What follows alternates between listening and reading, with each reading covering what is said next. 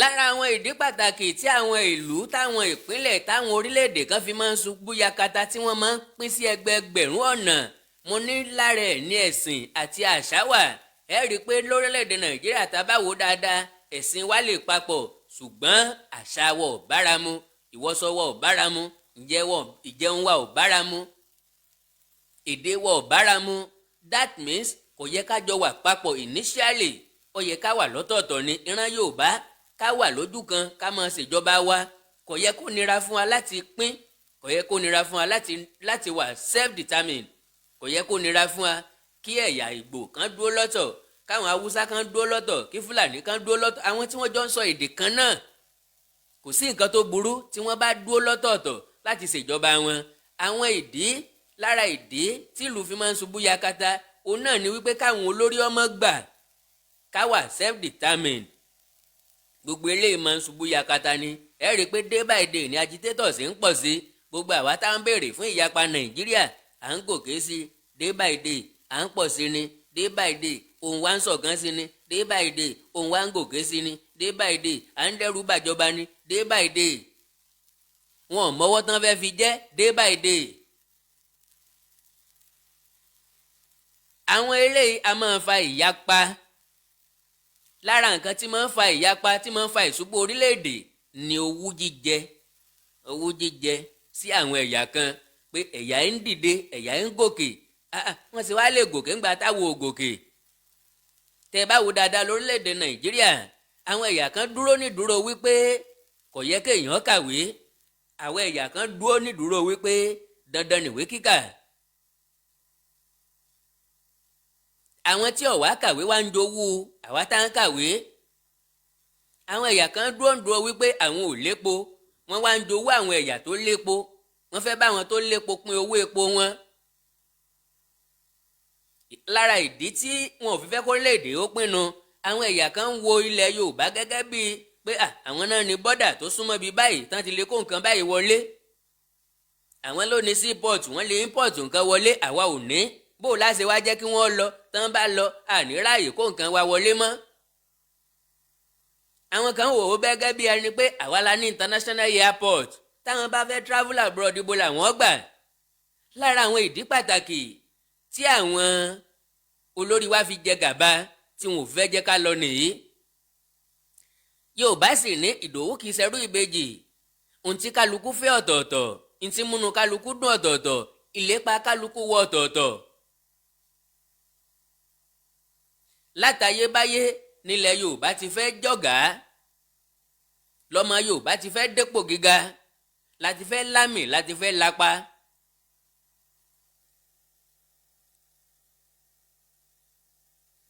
So látayébáyé níran Yorùbá ti ní ìlànà tí wọ́n fi ń ṣèjọba, tí wọ́n fi ń ṣe gbogbo nǹkan wọn.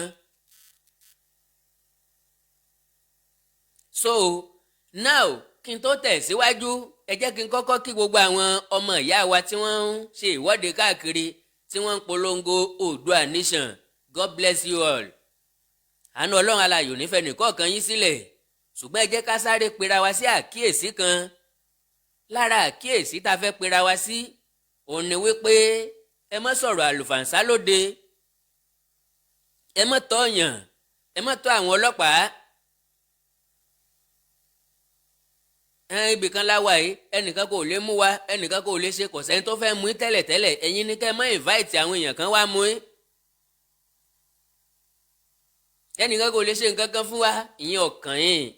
Tìyín ni pé láti ṣe rálì wọ́ọ́rọ́wọ́, ẹ introduce ní tẹ́ fẹ́ introduce àwọn èèyàn. Tẹ́ bá ní flyers lọ́wọ́ ẹ pín, bẹ́ẹ̀ bá ní banner ẹ gbé dání.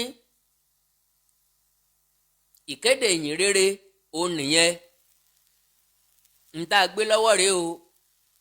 Lóòótọ́ làwọn tó ń ṣèwọ́de nísìnyí wọ́n kéré níye. Ṣùgbọ́n mo láǹfààní àti sọ fún ìwọ olùgbọ́ mi pé bí wọ́n ṣe kéré níye yẹn iṣẹ́ tí wọ́n ń ṣe kúrò ní kèrémí, pé wọ́n tiẹ̀ jáde kúrò nílé. That means wọ́n nígbàgbọ́ nínú ẹ̀. Ṣùgbọ́n ká má wàá fi sókínkín ní bàdí jẹ́. Ká má mọ̀ ṣèṣe ọmọ ìta, káwọn tó fẹ́ darapọ̀ mọ́ wọ́n mọ̀ bá àmọ́ rí gbogbo wa gẹ́gẹ́ bí ọmọ ìta. Ẹ fẹ́ jáde ṣe rálì ẹ̀ ń sún ṣòkòtò sí bẹ̀bẹ̀rẹ̀ ẹ̀dí kò nítumọ̀. wọ́n ti fọkàn sí pé irú àwọn onírà ń we èèyàn bí ìgbín ní ègbìn à irú àwọn tá a darapọ̀ mọ́ náà ní. ẹ já múra gẹ́gẹ́ bí ọmọ Yorùbá gidi. ẹ ti ní fẹ́ẹ̀sì tọ́jẹ́ tó Oòduà nation ẹ wọ̀ ọ́ ẹjọ́ mọ̀. ẹ̀yin tẹ́ bá mọ̀ wípé style irun kan lẹ́gẹ̀ tí ọ̀bá tọmọlúàbí mu ẹ fi fìlà bò ó. tó bá fẹ́ kí wọ́n treat ẹ gẹ́gẹ́ bí ọmọ ọba ìwọ náà múra gẹ́gẹ́ bí ọmọ ọba. Yorùbá láàní rọ́mọ onísọ̀nà kọ́ mọ̀ lámì àwọ̀ lára àní rọ́mọ ọba kámọ́rí dànsáàkì o dànsáàkì o. àwọn tó jẹ́ ọ̀jọ̀gbọ́n fẹ́ darapọ̀ mọ́ wa ìṣesí wa nísìnyí lé wọn padà sẹ́yìn pé irọ́ o sírò àwọn téèyàn ọmọ bá tò lélẹ̀ irọ́ Ọlọ́run ní jẹ́ àwọn gbọ́dọ̀ bá mi ru bẹ̀yẹn. ẹni tó bá fẹ́ tajà fún yàn ìwọ gan gbọ́dọ̀ look nice. o fẹ́ introduce aṣọ sí mi o jẹ́ fashion designer aṣọ tí ń bẹ lọ́rùn ti ẹ̀gùn òfin tiẹ̀ ń bá a sì gbà sọ fún ọ kọ́ ọ bá ń rán.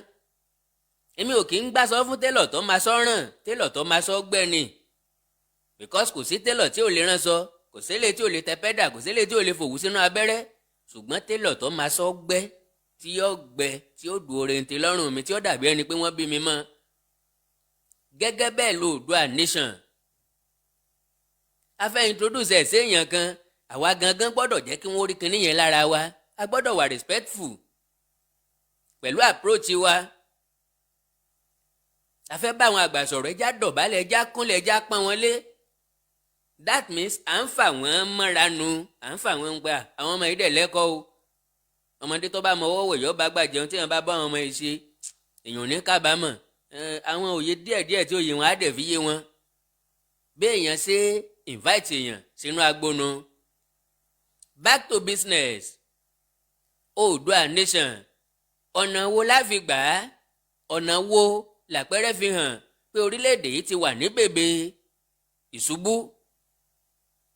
èmi kọ́ ni wọ́n falulẹ̀. lára ìwọ̀n ìdí pàtàkì tí mo fẹ́ mẹ́nu bà ni yóò falulẹ̀. kò aṣọ òsì lè bọ́mọ yẹ mọ́. àkísà èyí ti dágbére àtàn ìgbà abẹ́rẹ́ ò lè dá dúró elébele. sẹ́mọ̀ pàjá tó bá létí ló ṣe é fìféké sí. àti pariwo àti kékéké àti pàrọwà. nínú ètò tí mo ṣe kọjá mo ti sọ pé àwọn ará bí wọ́n ní àwọn rẹ́dì fún restructuring ṣùgbọ́n àwọn ò ṣetán láti pín ipò agbára. mo wá béèrè lẹ́ẹ̀kan mo ní kí nìdí táwọn tí ń ṣiṣẹ́ táwọn tí ò ṣiṣẹ́ ń bínú ẹni tí ń ṣiṣẹ́. àwọn tí ìlú wọn ò dìvẹ́lọ́pù wáyé tí wọ́n ń bínú ìlú tó dìvẹ́lọ́pù. àwọn tí ìṣẹ́ pọ̀ láàrin wọn wáyé tí wọ́n ń bínú àwọn tí ìṣẹ́ tí wọn ò tí ì mumi tó bẹ́ẹ̀. owú jíjẹ nbí ẹnìkan ti ń ṣiṣẹ́ lẹ́nìkan gbé ń sọ̀lẹ̀ ẹni ó bá ti ṣiṣẹ́ dandan ni kó dáa fún dandan ni kéǹkàn ọ̀ lọ sókè wáyé táwọn tí ò ṣe wá ń bínú ẹni tí ń ṣe.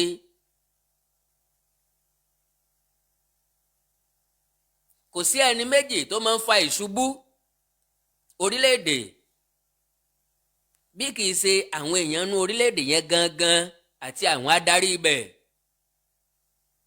like lọ́nà wo àwọn ni wọ́n máa ń fa ìṣubú ara wọn.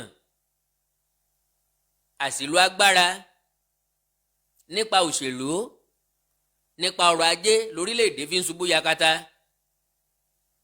àwọn nǹkan mẹ́ta yẹn wà very very fighter nínú ìṣubú orílẹ̀-èdè. bí ètò ọrọ̀ ajé orílẹ̀-èdè kan ò bá dúró re complain máa wà nǹkan ò ní lọ bó ṣe yẹ kó lọ àwọn èèyàn ò ní rọ́wọ́ mú lọ ẹnu déédéé nǹkan ò ní dàgbàsókè. irú orílẹ̀-èdè bẹ́ẹ̀ ò múra àti ṣubú. níbi táwọn kan bá ti ń lo àṣìlò agbára tó jẹ́ pé tán bá ti wí nìkan náà fẹ́ kọ́sẹ́ wọn ò rò tọmọlàkejì irú orílẹ̀-èdè bẹ́ẹ̀ kò ní pẹ́ ṣubú yakata. lára àwọn orílẹ̀-èdè tí wọn ò múra ṣiṣẹ́ tó fi dàbí ẹni pé orílẹ̀-èdè wọn ò gbèrú tó wá fa ìṣubú wọn. ẹ jẹ́ á mú Korea láti fi ṣàpẹẹrẹ. ṣé ẹ mọ̀ pé wọ́n ti pín Korea àti ní North Korea àti ní South Korea.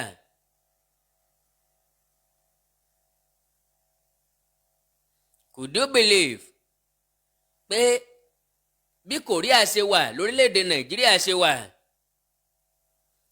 a sọ pé àwọn kan nọ́ọ̀tì àwa kan sáùtù.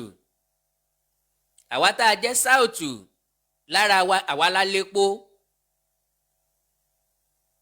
àwa la ní nǹkan ọrọ̀ ajé tó rú gọ́gọ́, àwa la nílé ọlọ́ràá, ọ̀dọ̀ wa ní bọ́dà, ọ̀dọ̀ wa ní airport, ọ̀dọ̀ wa ní seaport wà.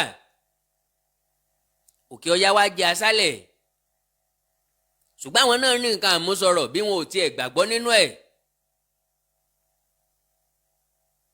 Orílẹ̀-èdè North Sudan, could you believe pé wọ́n wà nínú orílẹ̀-èdè tí ìṣẹ́ pọ̀ sí jù káàkiri àgbáńlá ayé lónìí. Orílẹ̀-èdè South Korea àwọn dẹ̀ wà nínú àwọn ìlú tá a lè sọ wípé wọ́n rí jájẹ yàtọ̀ sí ti pákó káàkiri àgbáyé lónìí. Ó dàbí ẹni pé ká sọ wípé àwa tá a wà nísàlẹ̀ ń bí àríṣe ju àwọn tí ń bẹ lókè ọya lọ, gẹ́gẹ́ bẹ́ẹ̀ náà ni Korea ṣe rí. Kí ló fà kó bá North Korea? Ọ̀nà wo ni South Korea gbà tí wọ́n fi ń dàgbàsókè ní tiwọn? Àkọ́kọ́ ni pé North Korea ò létò. Ẹlẹ́ẹ̀kejì ni pé kò sáǹfààní fún àwọn èèyàn kọ̀ọ̀kan, that is individual, láti contribute sí growth of economy, ìdàgbàsókè ọrọ̀ ajé. Wọ́n fáwọn èèyàn láǹfààní láti participate. Nígbà tí South Korea provide the level ground, wọ́n fún gbogbo èèyàn láǹfààní láti nípa àtìpín nínú ìdàgbàsókè ọrọ̀ ajé wọn. North Korea, iṣẹ́ àgbẹ̀ lásán individual ò kí ń da. Ọ̀nà méjì ni wọ́n gbà ṣiṣẹ́ àgbẹ̀ ń bẹ̀. Àkọ́kọ́ ọ̀nà ó ní joint farming. Tó bá lọ wò wọ́n dáadáa, tó bá wo fíìmù Korea dáadáa, wàá rí i pé wọ́n máa ń pọ̀ nínú oko. Ìṣe family kan ni wọ́n o, joint farming ni wọ́n ń ṣe. Wàá rí i tán bá ń gbin rice, wọ́n máa pọ̀ rẹpẹtẹ tí kálukú máa mú ẹsẹ̀ tiẹ̀ bí wọ́n ṣe ń ṣe nìyẹn. Iṣẹ́ àgbẹ̀ lásán ìjọba ní í ṣe tàbí kí wọ́n ṣe joint farming. Kò sí individual tí dá nǹkan ní North Korea. Àwọn South Korea wà productive. Gbogbo nǹkan amáyédẹrùn làwọn ní, torí pé wọ́n ń pèsè nǹkan, wọ́n ń bá àyàn ná, wọ́n fáwọn ọmọ ìlú wọn láǹfààní láti nílé iṣẹ́, ilé iṣẹ́ kan máa gbèrú sí i.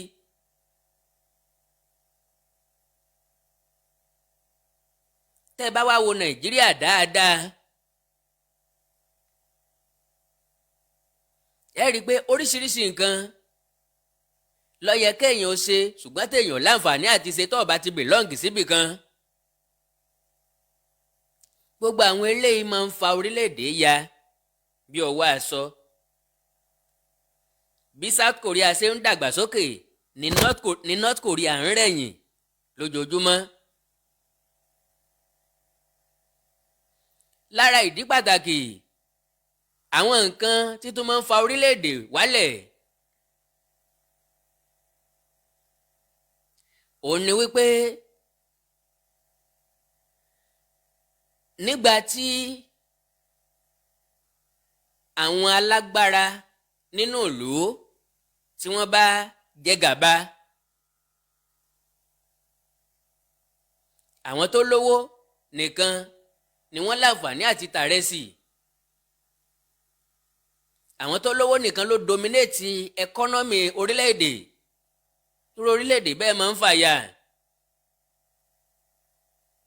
Like ní Nàìjíríà, tí Dangote ò bá tí kó rẹsì wọlé, a jẹ ráìsì. Ẹ jẹ magi ni Dangote ni, núdù ni Dangote ni, tìmọ́tì oníkìíní ni Dangote ni. sìmẹ́ǹtì ni Dangote ni àwọn tí wọ́n jólówó olówó yẹn ni wọ́n dominate economy Nàìjíríà. tó bá ti wá wáyé bẹ́ẹ̀ wọn ò ní fún oríṣiríṣi àwọn èèyàn tí wọ́n lè boost economy orílẹ̀-èdè láǹfààní láti wọlé wá. wọn ò dẹ̀ ní fáwọn míì láǹfààní láti dìde yàtọ̀ sáwọn tí wọ́n ti jẹ gàba yẹn. irú eléyìí máa ń fa orílẹ̀-èdè ya ni. lára ìdí torílẹ̀-èdè kì í fi gbèrú ni nígbà tí àwọn tí ń bẹ nípò ìjọba tí wọ́n bá sọ ètò ìjọba di ti mọ̀lẹ́bí. ó ń ṣẹlẹ̀ bẹ́ẹ̀ ní Nàìjíríà kì í jẹ́ kí ló dàgbàsókè. àwọn tó wà níjọba ni wọ́n pín oil block mọ́ra wọn lọ́wọ́. ìdí pàtàkì nu tí wọn ò fi rí rìfáínárì ṣe láti ọjọ́ yìí wọn ò ní ṣe. because wọ́n bá ti rí rìfáínárì ṣe àwọn tí wọ́n ń fi oil block jẹun tí wọ́n ń gba subsidy lọ́wọ́ wa wọn ò ní láǹfààní ẹ̀ mọ́.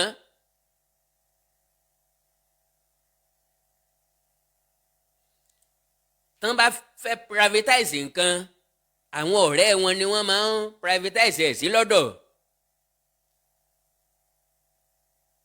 wọ́n privatize iná mọ̀nàmọ́ná nílẹ̀ Nàìjíríà. ẹ lọ wo àwọn tí wọ́n wà behind ẹ̀. àwọn alágbára orílẹ̀-èdè Nàìjíríà àwọn olówó orílẹ̀-èdè Nàìjíríà ni wọ́n wà ń pa ẹ̀. àwa ń sanwó ná tá a rí lò. ṣé ẹ mọ̀ pé tó bá dijọ́ kan ara wa ò ní gbà mọ́ a fẹ́ yarí bá a bá ti yarí orílẹ̀-èdè wọn fàya.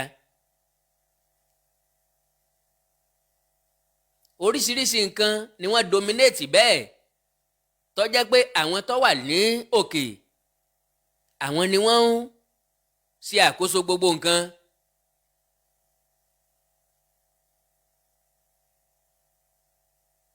lára ìdí pàtàkì lára àwọn nǹkan tó lè fa orílẹ̀-èdè ya ni nígbà tí àwọn tí wọ́n jẹ́ èèkàn nínú ìlú àwọn olówó nínú ìlú àwọn tó wà nípò ìjọba tí wọ́n bá ń dí àǹfààní tó yẹ kó wọ̀lú wá tí wọ́n ń dí ìlú ò ní dàgbàsókè. lára àǹfààní ọ̀hún làwọn nǹkan amáyédẹrùn. ẹ béèrè wípé kí ló cost Nàìjíríà láti ní metro, láti ní ọkọ̀ ojú irin tí yóò máa lọ tí yóò máa bọ̀ yàtọ̀ sẹ́yọ kan yàtọ̀ sẹ́lẹ̀ tí wọ́n lọ́ọ̀nchì fún tẹ́ẹ̀dẹ́gbọ́n nǹkan kan mọ́ láti gbà yẹn.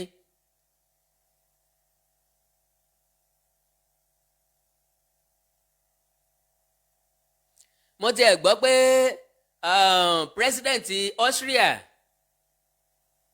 ńgbà tí wọ́n gbé proposal lọ sọ́dọ̀ ẹ̀ pípọ̀ yẹ kí Austria ní kí wọ́n ní ọkọ̀ ojú irin kí wọ́n ní rélùwéè ntọ́ sọ fún ẹ ni wípé irọ́ o àwọn ò ní ìdí ẹ o. ó ń rìfà sí French Revolution tó ti wáyé ńgbà kan pé táwọn bá ń lò revolution máa wáyé. lélẹ̀ tó kù díẹ̀ àti púpọ̀ káàtó tí kìí jẹ́ kí lọ́ọ́ dàgbà. ó ń fà wọ́n wálẹ̀ kò jẹ́ kí wọ́n ga. wọ́n ṣẹlẹ̀ bẹ́ẹ̀ ní Nàìjíríà náà. oríṣiríṣi nǹkan tó jẹ́ tẹkinọ́lọ́jì làwọn olówó àárín wa ti ń ní síwájú àkókò tí wọ́n ń kó wá sọ́dọ̀ wa. àkọ́kọ́ nìyẹn kí ló cost Nàìjíríà láti lo voting machine. a ti mọ̀ pé kínní ni yóò jẹ́ kí ìdìbò rọrùn fún wa o tí ò ní sí mọ̀gòmọ́gó lọ síbẹ̀ tẹ̀ka pẹ̀lú thumbprint yẹ. pátì ó máa gbé jáde mo ti ṣe jáde rí tẹ́ bá lọ wo YouTube mi mo lo machine yẹn bẹ̀. tó bá jẹ́ PDP ló fẹ́ tẹ̀ka fún yóò gbé jáde APC ni yóò gbé jáde fún ẹ. ó rọrùn láti dìbò kò sí ballot paper. kò sí eléyìí tó máa void ńbẹ̀. tá bá dẹ̀ fẹ́ lo ballot paper ká ló fáwọn arúgbó. títẹ̀ka pẹ̀lú voting machine yẹn gan rọrùn fáwọn arúgbó jù. lára ẹ̀ ní prepaid meter. kí ló dé tí prepaid meter ò lè kárí gbogbo ilé? àwọn ilé kọ̀ọ̀kan ló ní prepaid meter, owó gọbọi dẹ̀ ni wọ́n ń tà á fún wọn. kí ló cost Nàìjíríà láti pín prepaid meter kárí? tí n bá béèrè lọ́wọ́ àwọn òṣìṣẹ́ náà tí wọ́n bá ní kò sí prepaid meter ńlẹ̀ mo máa ń béèrè wípé ṣé àwọn iléeṣẹ́ tí wọ́n ń produce ẹ̀ wọ́n sinmi ni àbí wọ́n wà lọ́lídé àbí wọn ò produce ẹ̀ mọ́, because kò sọ́jọ́ téèyàn délé onífóònù tó rí fóònù rà. bó ṣe yẹ kí prepaid meter náà orí nìyẹn, kí everybody ó ní ká ní access sí. ṣùgbọ́n wọ́n ti mọ̀ pé táwọn bá ti ní prepaid meter kò sí ilé tí wọ́n ó dé tí wọ́n sọ pé àwọn fẹ́ jáná wọn mọ́. lára àwọn nǹkan tí mú wa béèrè fún self determination nìyí. lára àwọn ìdí pàtàkì tá a fi ń béèrè fún Oòduà nation nìyí. because tá a bá ní access sí resources wa a máa lè control ẹ̀ fúnra wa, a lè pèsè iná lẹ́ńtíríkì fúnra wa. prepaid meter ó lè kárí gbogbo nǹkan amáyédẹrùn ni ó wà ńbẹ̀.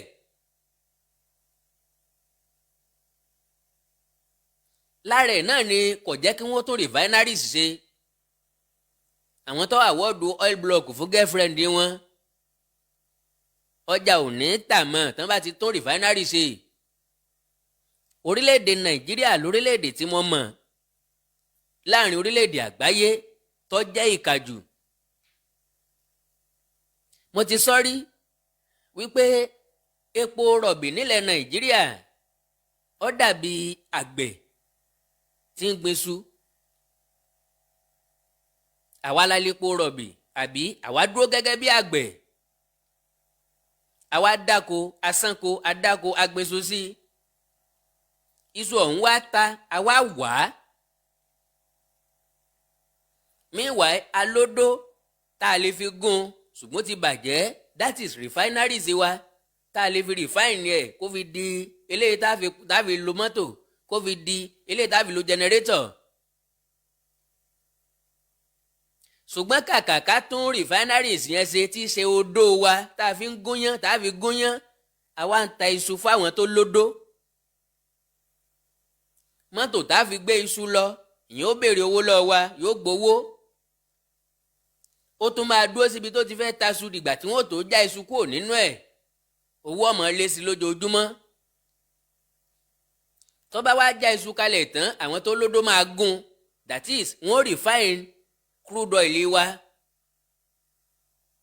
wọ́n tún wá rà á padà bọ̀ lọ́wọ́n gógó. meanwhile tá a bá tún refineries wa ṣe tá a ń refine ẹ̀ fúnra wa, a ní nídìí owó mọ́tò tí ó gbé lọ, kò ní síjọ́ sí wa lọ́rùn, a tún ní ṣẹ̀ṣẹ̀ fowó wa rà padà wálé mọ́. gbogbo èrè yẹn yóò wà nílẹ̀ láti fi ṣe nǹkan míì. bọ́ọ̀rù epe ṣe rí ní Nàìjíríà nìyẹn, because látọjọ́ táwọn ìjọba kan ti ń lọ tí wọ́n ti ń dé, ká ní wọ́n fẹ́ build refinery 200 wọ́n ti build ẹ̀ ká ló wà lẹ́mìí wọn. ọdún mélòó náà fi build ilé tá à ń lò tẹ́lẹ̀.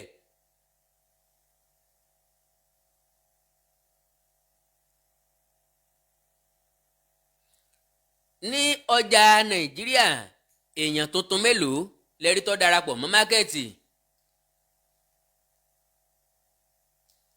rélùwéè tá à ń sọ yìí ká ló wà ní Nàìjíríà tó rìn dáadáa tó ṣiṣẹ́ dáadáa, ìdàgbàsókè ó tètè wà. àkọ́kọ́ yóò dín ìjàmbá ọkọ̀ kù. tírélà wọgbó, tírélà ogun mọ́tò kan, táwọn kọ̀ńténà ṣubú lu mọ́tò kan, àwọn èèyàn kan kó sábẹ́ tírélà, kò ní wáyé. because àwọn ẹrù tó wúwo tírẹ́ẹ̀nì ni yóò máa gbé. ṣùgbọ́n lára àwọn ẹ́líìtì yìí, lára àwọn tó lówó yìí, lára àwọn bọ̀rọ̀kínní ìlú yìí, àwọn náà ni wọ́n ra tírélà yìí jọ. àwọn èèyàn kan máa pariwo tírélà Dangote ni ló ṣe kinní kan, tírélà Dangote ló ṣe kinní kan, mélòó ti Dangote ń bẹ? àwọn èèyàn kan rà sábẹ̀ ń bẹ. wọ́n kàn kọ́ Dangote sí ni, wọ́n fi ṣe bísínẹ́sì ní tiwọn. àwọn ọmọ kéékèèké ló dẹ̀ ń wọ àwọn kinní yìí. kí ló ná ìjọba Nàìjíríà ni mo fi pe àwọn olórí wa ní failed leaders. Látẹni tó ti jẹ látòrí Nnamdi Azikiwe, Tafawa Balewa títí dórí Buhari tí ń bẹ ń bẹ, wọ́n fail woefully. Because if by 60 years after independence tó jẹ́ pé iná lásán àríṣe, orílẹ̀-èdè ó ti yẹ kó pín, ó ti yẹ kó yapa, ó ti fẹ́ ṣubú nìyẹn. Kájẹ̀ sọ pé iná nìkan ni wọ́n rí ṣe, uninterrupted electricity for good 24 hours kò ṣẹlẹ̀ rí. Pa á níná látàárọ̀ ìdárọ̀ ọ̀la kò ṣẹlẹ̀ rí. Wọ́n gbọ́dọ̀ mú lọ sá, wọ́n gbọ́dọ̀ rotate ẹ̀ ṣá, àádẹ́sánwó ná gọbọi. Ẹni kí nìdí tán fi fẹ́ẹ̀lì? Ká ní títì nìkan ni wọ́n fẹ́ ṣe láti ọjọ́ yìí. Títì wo ní South West ló ṣe rìn fún mọ́tò?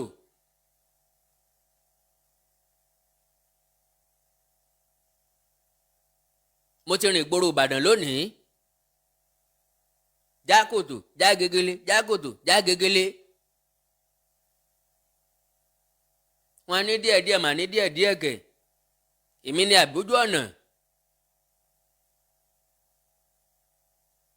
Kò ṣẹlẹ̀ tí ò fẹ́ẹ̀lì wa nínú àwọn lídà wa.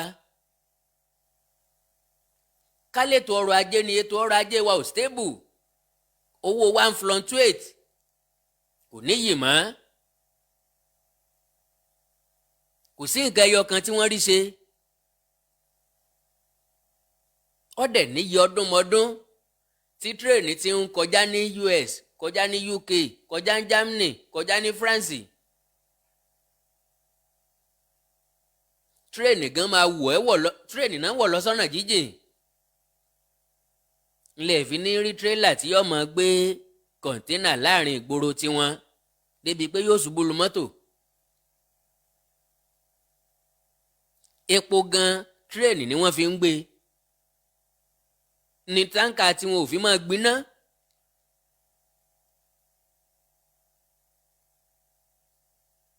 Ṣùgbọ́n tán bá ṣe tírèènì, àwọn tí ń ímpọ̀tù táǹkà, tí ń ímpọ̀tù tírélà, àwọn ò tún ní jẹun mọ́. Náà fi kó àwa ń papá mọ́ra. Lára àwọn ìdí torílẹ̀-èdè fi máa ń fàya pẹrẹgẹdẹ bí ọwọ́ aṣọ ní ká máa pínṣẹ́ láàrin ẹ̀yà. Bó bá rí ṣe ilé wọn aláwọn Fúlàní ni wọ́n ń ṣe jàre, bó bá rí ṣe ilé wọn aláwọn Yíbò ni wọ́n ń ṣe jàre, bó bá rí ṣe ilé wọn ní sí àwọn Yorùbá nù, èwo níṣẹ́ nìkan. Ó ti ṣẹlẹ̀ bẹ́ẹ̀ ní South Africa rí, tó jẹ́ pé gbogbo iṣẹ́ tá a lè pè ní skill labour àti ṣíṣe àmúlò ẹ̀bùn, àwọn white tó wà ní South Africa nìkan ni wọ́n lè ṣe. Àwọn black tó wà ní South Africa iṣẹ́ ìdọ̀tí lásán làwọn ń ṣe, bí kan ṣe labourer.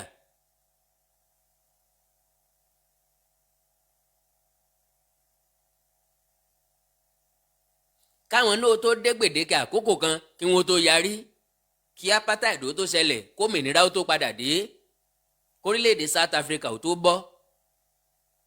Ràlẹ̀ràlẹ̀ racism ò tí ì parẹ́ tán o ní South Africa o, ṣùgbọ́n ti dínkù jọjọ. Ńlá àwọn orílẹ̀-èdè wọ̀nyí ṣe ń fàya kí wọ́n tún tó padà dúró ṣọ̀kan nígbà míì.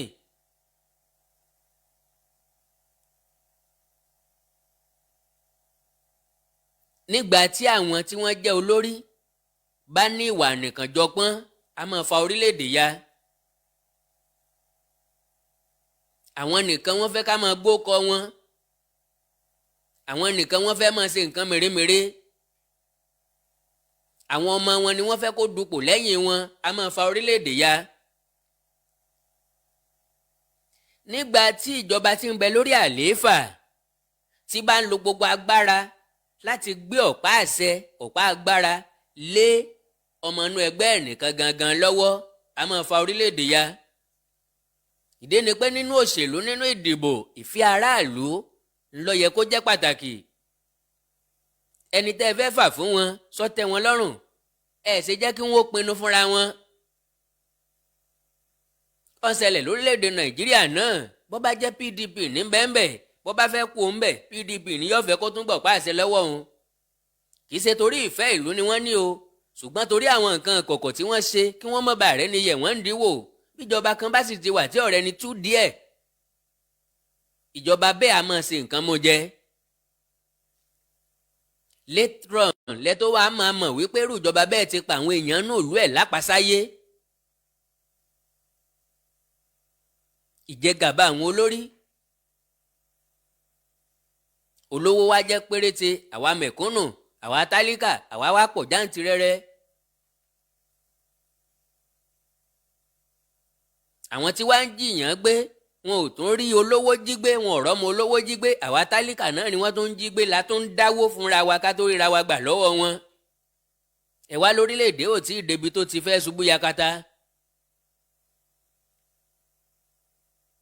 Ìdí ni pé ẹrù ò tí ì tẹ́rù ní sọ̀mí bẹ́rù bá tẹ́rù ìyẹn pé sọ̀mí mọ́ ọ̀yẹ́ mọ́lẹ̀ ni ẹni ọ̀ká sọ tí ń fẹ́ nà ọgọ́ kángásì gìtìgì ọgọ́ kángásì gìtìgì sọgọ́ míngí oró ò tí ì tọ́ lára járin bọ́wọ́ oró bá ń mú káká bí ọmọ yọ pariwo oró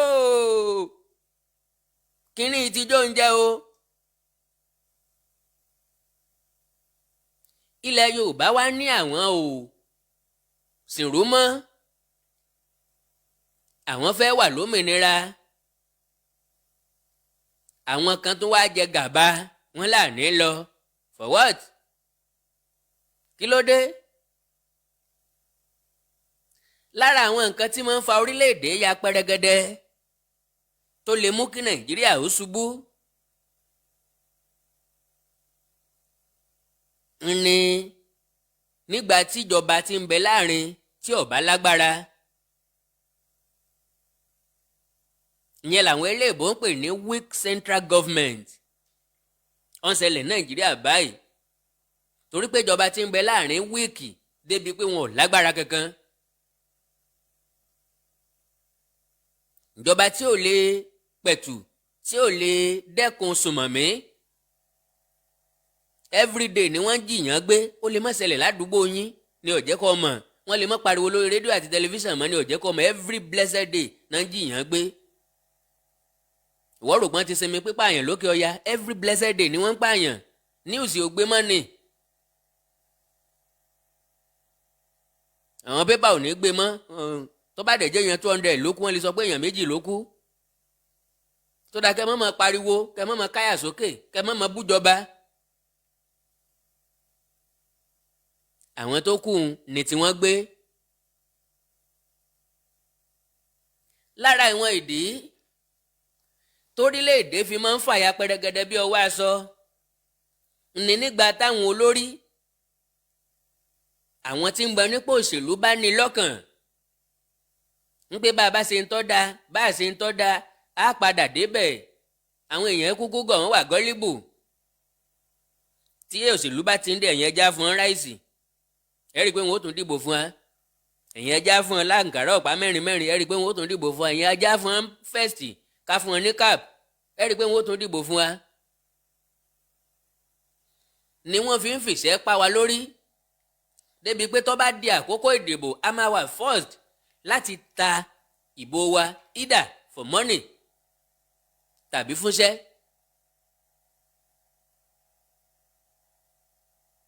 Irú ẹ̀ ni ó yẹ sí tìpínlẹ̀ Ọ̀ṣun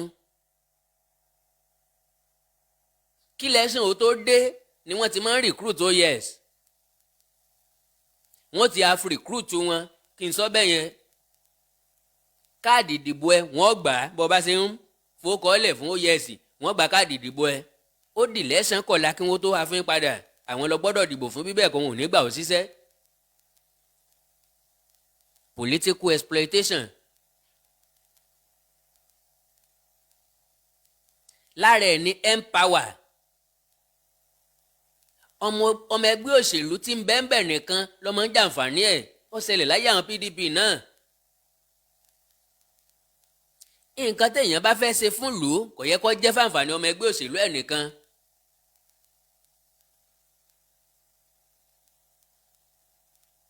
àwọn èèyàn máa wà forced láti ta ìbò wọn for exchange of money or food or aṣọ or iṣẹ́. n ló fi dàbí ẹni wípé oríṣiríṣi àwọn nǹkan tá à ń gbàdúrà fún ní Nàìjíríà kọ́ ló yẹ ká gbàdúrà fún. Òyìnbó kì í gbàdúrà fúnṣẹ́, wọ́n mọ̀ pé ìjọba ló yẹ kó provide ẹ̀. Ọ̀n lọ ilé ìwọ ọlọ́run jẹ́ báná lé o, kò sí nǹkan tó kan lọ́n sọ́lọ́ ní ọ̀tọ̀ jẹrẹ́tọ̀ lé ẹni àbọ̀ ni ó finá sínú transformer tí ò sí nọ́mbẹ̀.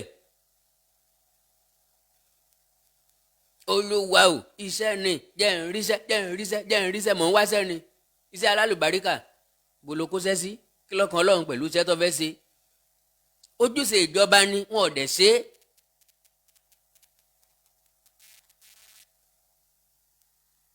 À ń wọ́pọ̀ àwọn wáyàwó ṣe di ń ta lọ́pẹ̀rẹ̀ ní chọ́ọ̀chì fún onítùmọ̀ kò sí nǹkan tó kọ́ lọ́n pẹ̀lú ìyàwó tó fẹ́ fẹ́ àtọkọ tó fẹ́ fẹ́ ìwọ ni ọ̀làjú ẹ̀ dáadáa shine your eye.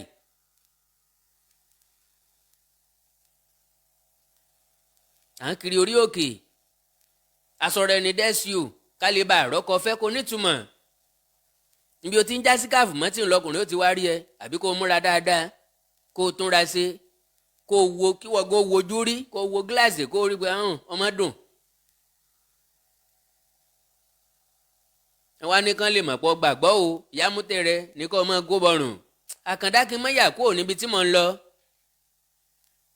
àwọn ìdí torílẹ̀-èdè fi máa ń ṣubú yakata òun náà là ń sọ nípa rẹ̀.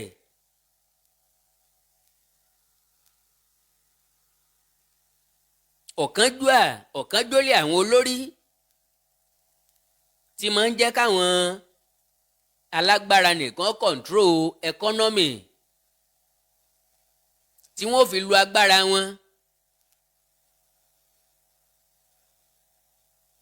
láti máa ẹ̀rín ti àwọn ọ̀rẹ́ wọn àwọn àlè wọn àwọn ẹbí wọn nìkan. Ó ṣẹlẹ̀ bẹ́ẹ̀ lórílẹ̀‐èdè Egypt for more than 3 decades, that is 30 years lásìkò ìjọba kí lorúkọ ẹ̀ Hosni Mubarak. Ìjọba àtàwọn ológun àwọn ni wọ́n dominate economy wọn. Privatization tí wọ́n ṣe almost 70% ẹ̀ wọ́n privatize ẹ̀ sáwọn ọ̀rẹ́ Mubarak ni àtàwọn ọ̀rẹ́ ọmọ ẹ̀. Gbogbo àwọn tó ń control oil block Nàìjíríà kákọ́ọ̀sì jọ ni wọ́n. Ṣé bí yóò ṣe máa lọ náà ní la fi ní Yorùbá ń fẹ́ self determination. A fẹ́ ṣàkóso lórí àwọn nǹkan ìní wa lórí àwọn nǹkan àlùmọ́ọ́nì wa.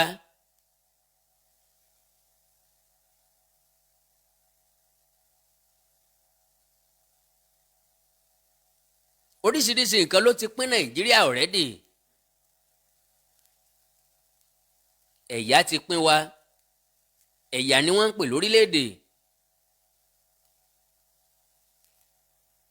So bó o bá ti ráwọn ọmọ Yorùbá tí wọ́n ń jáde tí wọ́n ń ṣe rally tí wọ́n ń ṣèwọ́de, my dear brothers and sisters, join them.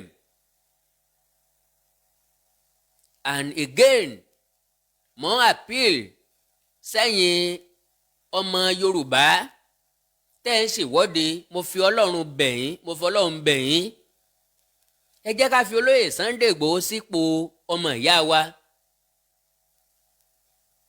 Ẹ ń ṣèwọ́de ẹ ń dárúkọ Sunday Igboho, wáyé tẹ́ ẹ implicate ẹni ẹlẹ́ni bí ẹni pé Sunday Igboho nìkan ni Yorùbá tó fẹ́ òmìnira, bí ẹni pé Sunday Igboho lọ́rùn yín jáde. No. Ẹ ń ṣenú gbẹndu sáwọn ọlọ́pàá ọmọ Igboho là wá o, bí nǹkan bá ṣe wèrè ń bí wèrè ó ṣe o. Meanwhile Igboho lè mọ́ mọ̀ rí. And again Igboho ọ̀ràn ọ láti lọ ṣe bẹ́ẹ̀ sọ́lọ́pàá. Ẹ̀ẹ́pù olóyè Sunday Igboho implicate ẹ̀ ni. Ẹ̀yin lẹ fẹ́ expose ẹ̀ sí danger. Ẹ fẹ́ jẹ́ kí wọ́n máa wá àwọn tí ò ní di kí wọ́n máa wá láì nídìí kan sọ pé òun lọ́rùn iṣẹ́. ẹ jẹ́ ó yé gbogbo ayé wípé ẹ̀ ń fẹ́ self determination. ẹ ṣàlàyé àwọn ìyà tí wọ́n fi ń jẹ yín, tí wọ́n fi ń jẹ wá. ìdí pàtàkì tá a fi nílò láti dá dúró ní tá a fẹ́ kẹ́ mọ kéde nìyẹn pẹ̀lú ẹ̀rọ wọ́ọ́rọ́wọ́. ibi tán bá ti tẹ́wọ́ gbà yín ẹ appreciate wọn, ibi tán ò bá ti tẹ́wọ́ gbà yín ẹ ṣàdúrà fún wọn, ẹ fẹ̀rín kò níbẹ̀. kì í ṣe pé àwọn tí ọ̀gbà ti ń kẹ́ ẹ ṣépè fún wọn. alọ́lọ́ ló ní káwọn ọmọ darapọ̀ mọ́ tẹ́lẹ̀ àṣepè tẹ́ mọ sẹ́ràn rèé. ṣùgbọ́n wọ́n lé kó ẹ pé ẹ̀tọ́ ọlọ́run ó yí ń lọ́kàn padà ọ̀kẹ́dẹ̀ máa wò ó tiwa nìkan kọ́ là ń jà fún o tẹ̀yìn ọ̀la àwọn ọmọ wa náà ni o àti ti gbogbo wa náà ni o ẹ̀rí bẹ́lẹ̀ ṣe wọ́n ẹ̀rí bí tán ṣe wọ́n ẹ̀rí bójú ọ̀nà wa ṣe rí ẹ̀rí bí náà wa ṣe rí ẹ̀rí mi kankan ṣe rí. bí wọn ò gbà lójú ẹsẹ̀ àwọn náà ó délé wọn ó rò ó pé after all ọ̀rọ̀ táwọn pípù yìí dẹ̀ ń sọ òótọ́ dẹ̀ ni o. kí káwọn náà bira àwọn léèrè náà kí láǹfààní táwọn ń jẹ́nu Nàìjíríà.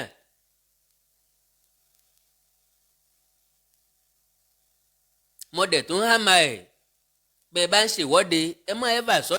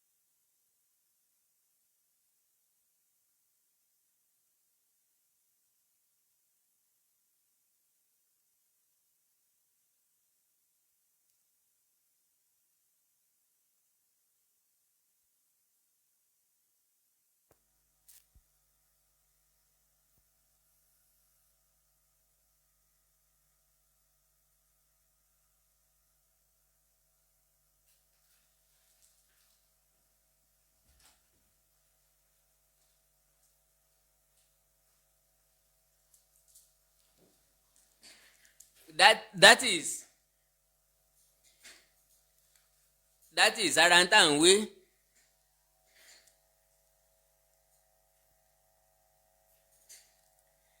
àáfàá sọ̀rọ̀ òjókù alàmọ́ ń sẹ̀rí ọlọ́lọ́ ń sẹ̀rí ọ̀rọ̀ ń à ń sọ̀rọ̀ ná lọ́wọ́ wọn paná pé. ẹ kéde àwọn ìdí pàtàkì tá a fi nílò Oòduà nation. ìyẹn ló máa jẹ́ kó rí àwọn èèyàn yá sọ́dọ̀ wa láti tẹ̀lé wa. ẹ má bu ẹnì kankan tí mo fẹ́ sọ ni wípé ẹ má ẹ́fà sọ mọ́ nígboro pé kò ní sí election ní 2023. kò ń ṣe duty tiwa láti fòté lé wípé nílẹ̀ Yorùbá o kò ní sí election 2023 kí ló fẹ́ ṣe bíjọba bá sọ pé election máa wáyé polling unit lọ́lọ́ dúró sí ni àbí ilé àwọn èèyàn ló ti lọ búlọ́ọ̀kì wọn pé wọn ò gbọ́dọ̀ jáde láti dìbò because ọ́sátẹ̀ wọ́n sọ fún ọ wípé o lè dí àwọn lọ́wọ́ láti ṣe tàwọn o ilé tí wọ́n nígbàgbọ́ nú ẹ̀ lálàáfíà. Could you believe pé election dẹ̀ lè má wáyé ní South West ní 2023 how àṣẹ kọ́ lápá níbi tá a ti ń kéde yẹn ó lè máa change mind àwọn èèyàn díẹ̀díẹ̀. bí wọ́n sọ pé wọ́n ò ní dìbò ní 2023 tẹ́mi sọ pé mi ò ní dìbò àwọn náà lè sọ pé àwọn ò ní dìbò reason tí wọ́n ò fi fẹ́ dìbò àwọn náà ó ti rí. kì í ṣe láti máa sọ wípé election ò ní wáyé nílẹ̀ Yorùbá ní 2023 so ẹ jẹ́ ká change orientation wa ẹ jẹ́ ká change mindset wa ẹ jẹ́ ká correct àwọn impression yẹn. ẹ rí i pé àwọn tí yóò mọ darapọ̀ mọ́ wa wọ́n mọ pọ̀ sí lójoojúmọ́ díẹ̀díẹ̀ la máa gain ẹ̀. àwọn èèyàn ń sẹ́ndì news referendum kan sí mi èmi ò mọ̀ nípa rẹ̀ o pé wọ́n fẹ́ ṣe referendum o àǹtá bá dẹ̀ sọ fún wọn tí wọn ò gbọ́ ẹja mọ́ bá wọn sọ tí wọ́n bá wá láwọn ò gbọ́ then àwọ̀ wá fi wọ́n lẹ̀ pé referendum kọ́ ló tíì kàn ibi tẹ́ rò pé popular dé ẹ̀ tí popular dé 5% o ṣé ẹ̀ ń wo rálì yẹn èèyàn mélòó lẹ̀ ń rí tí ń jáde ṣe rálì èèyàn mélòó lè wá fẹ́ ṣe referendum fún kí náà pè ní referendum vote for or vote against.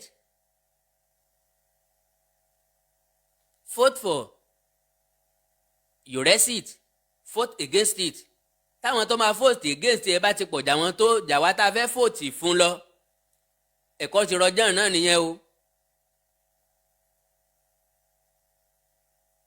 So kí referendum tó lè wáyé, ẹ kọ́kọ́ pé èèyàn sínú agbo ìgbàlà yìí ná.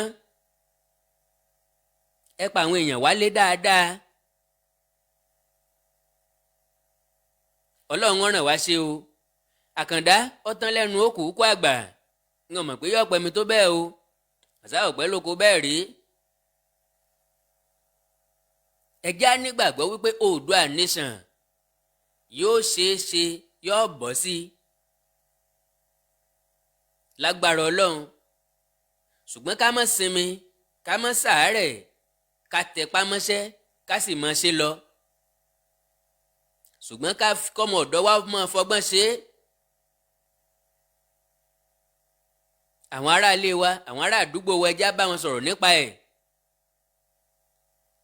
Ogun yìí kìí ṣe tiwa, ogun yìí kìí ṣe tiwa, ogun yìí kìí ṣe tèmi, ṣùgbọ́n t'Olúwa Ọlọ́run àwọn ọmọ ogun rí ni. Ogun tó yí ọ̀ká ọ̀rẹ́, má bẹ̀rù ṣàdúró jẹ. Bóyá ogun Boko Haram ni tàbí Fúlàní darandaran, ọba tó gbọ́ tí àná tó sọ àná dọ̀lọ́mọ.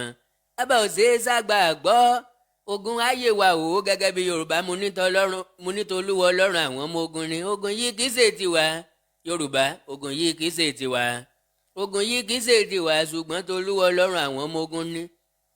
Ẹ rántí Sámáríà, orílẹ̀-èdè ńlá, arábó ti tóbi tó, ìyẹn náà mú níbẹ̀ débi tí wọ́n ń pọmọ jẹ.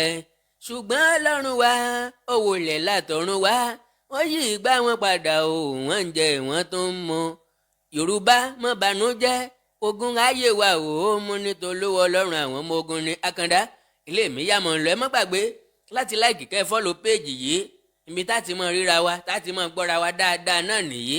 Ẹ bá mi ṣíà líǹkì yìí, ẹ bá mi ṣíà prógráàmù yìí, ẹ jẹ́ káwọn èèyàn darapọ̀, ẹ invite àwọn èèyàn sí Àkàndá ọ̀rọ̀ Awikonko page. Ẹ jẹ́ kán láìkì, kán fọ́lọ̀ ẹ̀. Ìyẹn máa jẹ́ kí information tá a bá ń pàṣẹ ní àyín kó lè délé, kó lè dóko. Ọ̀pọ̀ ń bẹ níkùn, ọ̀pọ̀ ń bẹ ńlẹ̀ tá a fẹ́ sọ̀rọ̀ nípa rẹ̀ láti mú ilẹ̀ Odùduwà dúró ṣinṣin àti láti jẹ́ káwọn èèyàn mọ ìdí pàtàkì tí orílẹ̀-èdè Nàìjíríà tó ti wà nípò, tó ti wà ní bèbè ìṣubú. Bákan náà ẹ subscribe sí àwọn YouTube channel mi, Àkàndá ọ̀rọ̀ Awikonko live, Àkàndá ọ̀rọ̀ Awikonko live. Ẹ wá èdè Yorùbá TV, akọ́mọlédè Yorùbá TV, òwe Yorùbá TV, àṣà Yorùbá TV, oríkì Yorùbá TV, omi ìmọ̀ràn, ìkórìtà kò yé mi àti bẹ́ẹ̀ bẹ́ẹ̀ lọ. Bí ẹ bá fẹ́ bá mi sọ̀rọ̀, ẹ já sọ̀rọ̀ lórí WhatsApp +234 904 851 9362 +234 904 851 9362. Orílẹ̀-èdè Yorùbá ò ní dàrú, ìlú ẹnì kọ̀ọ̀kan wa yóò tòrò mẹ́nẹ́mẹ́nẹ́. Àjò wa ṣe o, oorun ayọ̀ lásùn o, bye gàrí o.